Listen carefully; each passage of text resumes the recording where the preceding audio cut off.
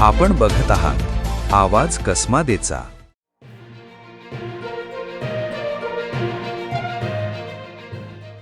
सुटे तेल विक्रीवरील निर्बंधामुळे सर्वसामान्य ग्राहकांना मोठ्या अडचणींचा सामना करावा लागत असल्याचा मुद्दा उपस्थित करत कसमादे तेल व किराणा असोसिएशनच्या वतीने बागलाणचे आमदार दिलीप बोरसे यांना निवेदन देण्यात आले।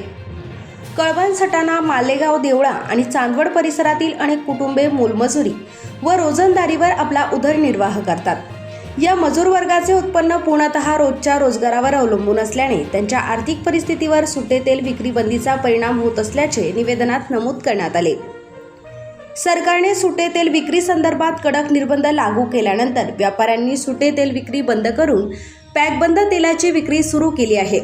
मात्र पॅकिंगमधील तेल खरेदी करणे आर्थिकदृष्ट्या दुर्बल व रोजंदारीवर काम करणाऱ्या कुटुंबांना परवडत नसल्याने त्यांच्या घरगुती बजेटवर अतिरिक्त ताण येत असल्याचे असोसिएशनने सांगितले। गोरगरीब मजूरवर्ग आणि छोट्या व्यापाऱ्यांच्या अडचणी शासनापर्यंत पोहोचवून याबाबत मंत्रिमंडळात चर्चा करावी अशी मागणी निवेदनाद्वारे आमदार दिलीप बोरसे यांच्याकडे करण्यात आली।